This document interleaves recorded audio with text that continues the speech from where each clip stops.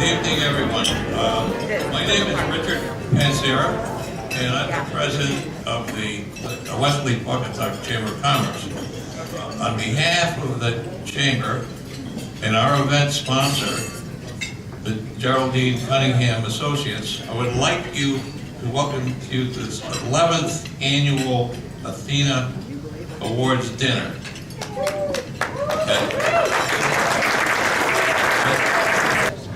Where we celebrate the contributions of 7 outstanding ladies and 3 very deserving scholarship recipients. We can start things off by recognizing past recipients of our Athena Award who are here with us tonight. The 2011 recipient, Deborah Negrelli.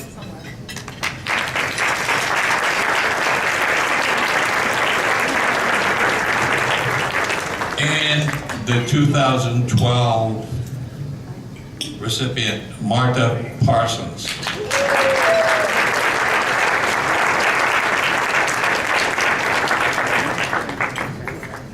I would also like to recognize some special guests, being the elected officials of the Westerly Town Council.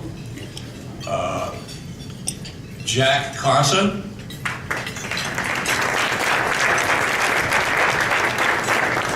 Chris Duhamel, Pat Douglas, Andrew Ceccarelli, and last but not least, the President, Diana Serra.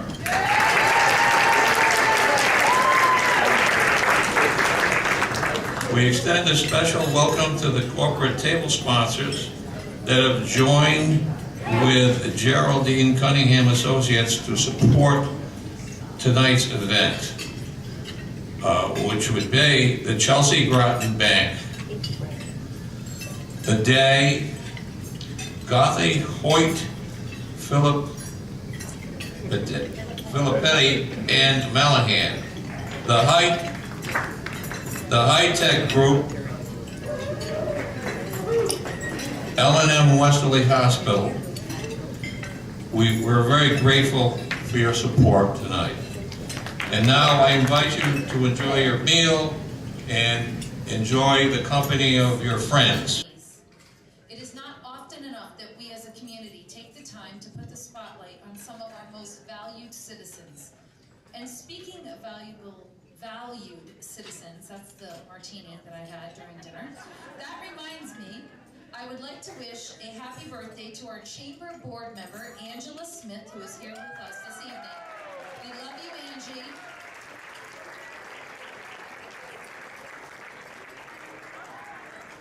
Oh, she's taking her bow. Thank you, Angie. Our community is one of the more than 400 international communities actively coordinating an Athena program.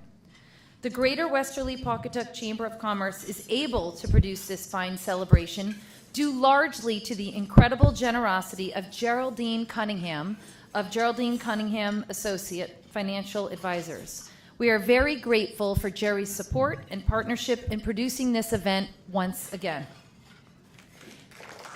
Thank you. And now we're in for a special treat. Joining us this evening to deliver the keynote address is a very special lady in her own right, Faye Parentow. As custom publications editor for The Day Publishing Company, Faye serves as the editor for Mystic Country, Sounding Country, Grace Magazine, and of course, Go Westerly Magazine. She considers it a privilege to have worked in community newspapers in Rhode Island and Connecticut for more than a decade. Her writing and design work have been recognized by 4 notable press associations throughout New England. She serves on the board of directors of the Gard Arts Center in New London, and she has a 4-year-old son who's so cute, and I love watching his pictures on Facebook. She believes everyone has a story to tell. This is a great lady. I had the privilege of getting to know her over the past year, and I'm thrilled that she accepted the invitation to be here tonight. Please join me in recognizing Faye.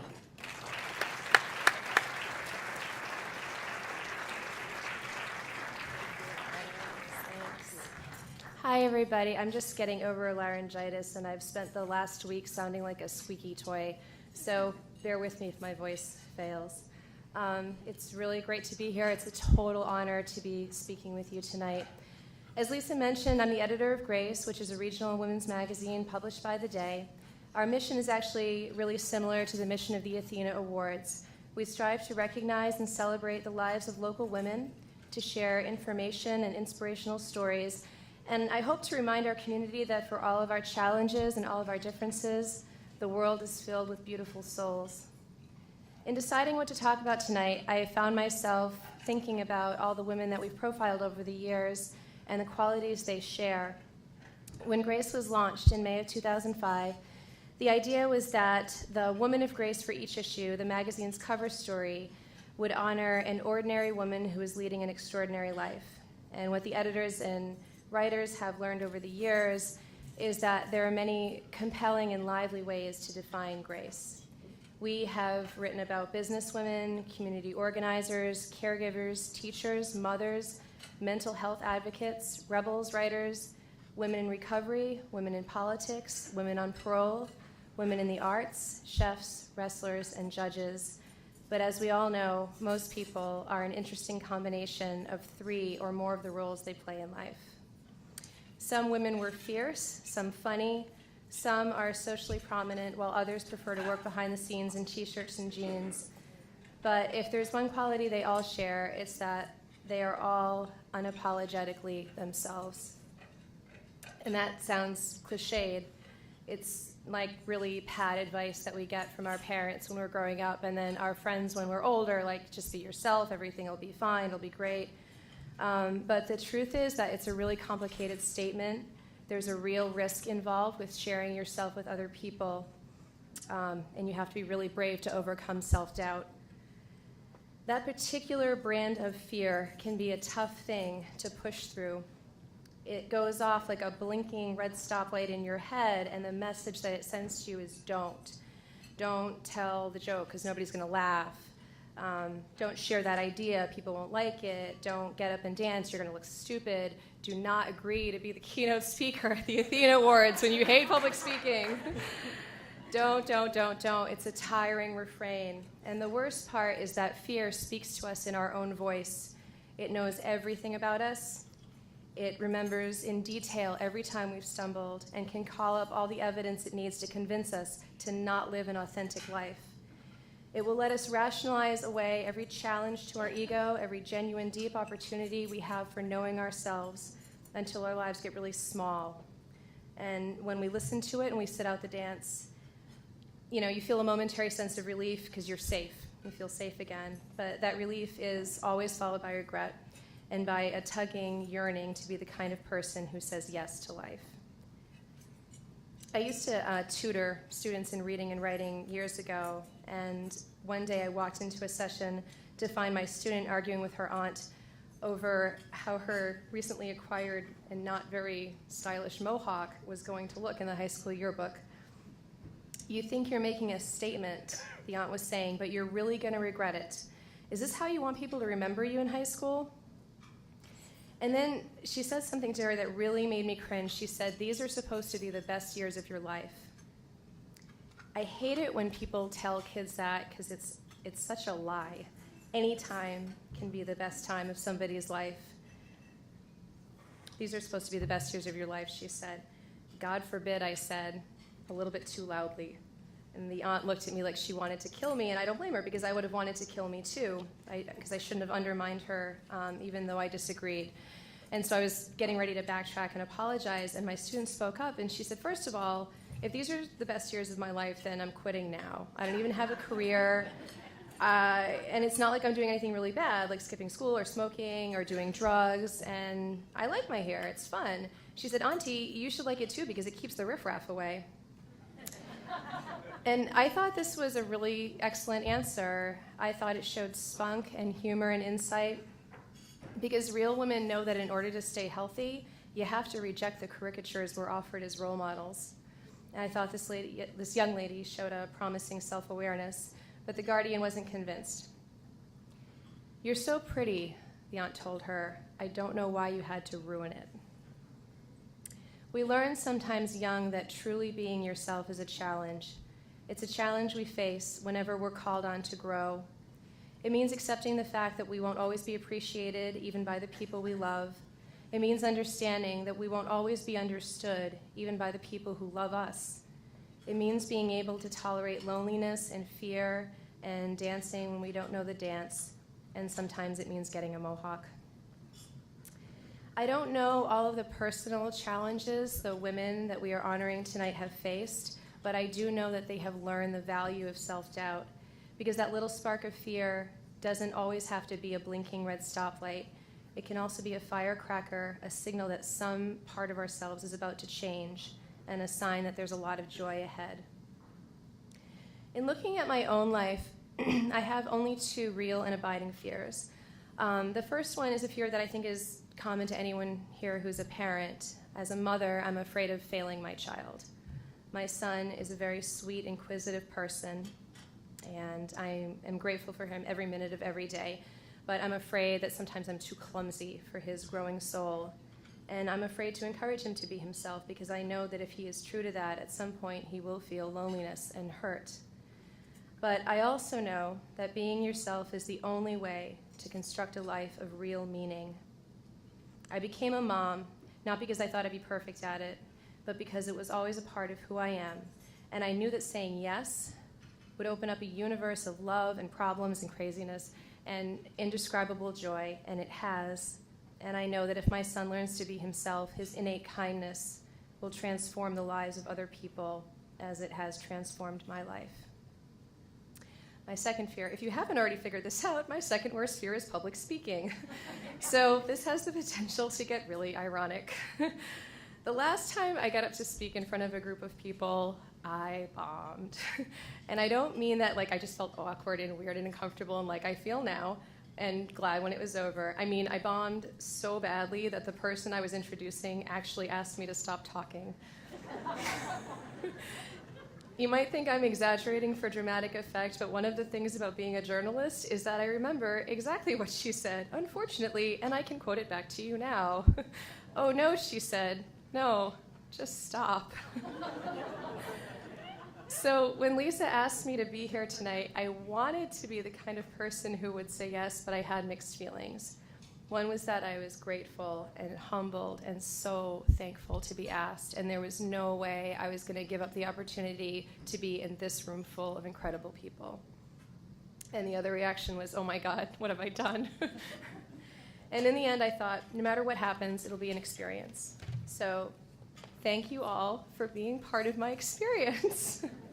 Thank you for your attention, and thank you for your kindness. I want to end by thanking this year's Athena Award nominees for overcoming whatever they had to overcome to do the amazing work that they have done. Alexis Ann, Diana Sarah, Karen Barth, and Rosemary Kingsbury, we thank you for your vision. We thank you for making bold career choices and for blazing a path for other women, and we thank you for not being afraid to be first. Margaret Austin, Rita Cassidy, and Linda Teixeira, we thank you for setting benchmarks for professional excellence, for mentoring, both directly and by example, and for initiating opportunities for other people to thrive.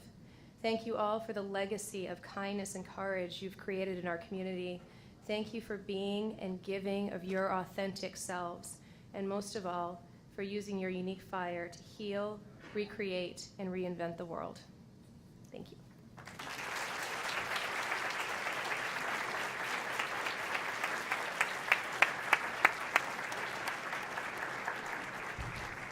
Well, she ran off so quick. I do have a little gift basket for you, Faye, if you don't mind coming back for 10 seconds.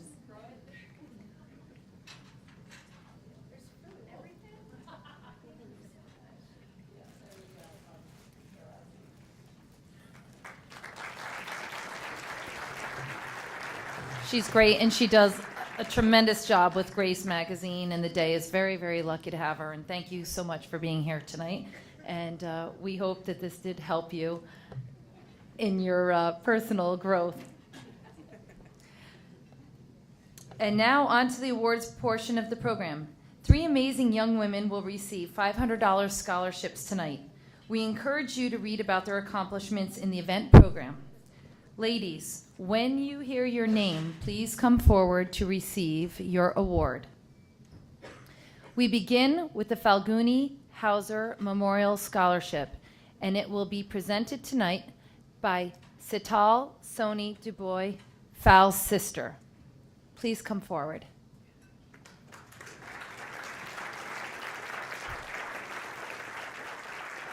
Good evening, everyone. On behalf of the Soni and Hauser families, I just want to say thank you to the Westerly Pawcatuck Chamber of Commerce for honoring and connecting our beautiful Phalguni Hauser to the Athena Awards. Associated with the Athena Awards, the Phalguni Hauser Memorial Scholarship honors an amazing woman who was a true community leader, a mentor to so many young folks, and just a beautiful soul. That would be my sister, Phalguni Hauser. It is my pleasure to announce the first recipient of the Phalguni Hauser Memorial Scholarship to a senior at Westerly High School. This young lady has demonstrated academic excellence, a commitment to family and community, a love and passion for arts and storytelling, and a maturity beyond her years. She plans to continue her education at Tufts University in the fall of 2014 with a dream of reaching a doctorate degree in psychology. Please help me congratulate Angela Chen as the first of what our family hopes to be a long list of worthy recipients.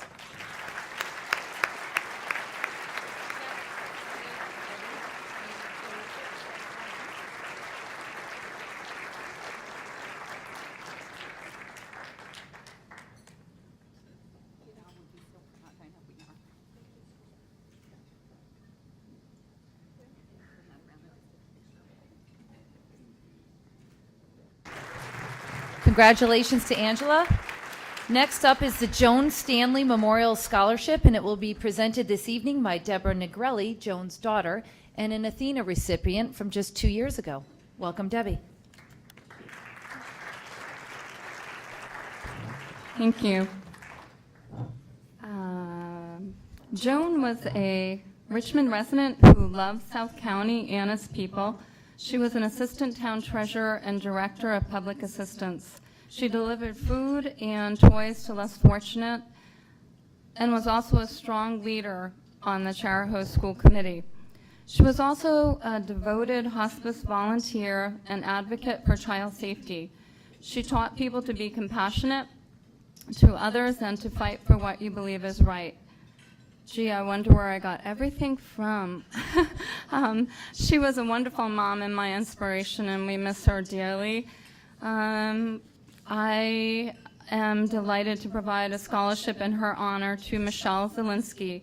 Michelle is a Wesley High School student who has shown determination and creativity in overcoming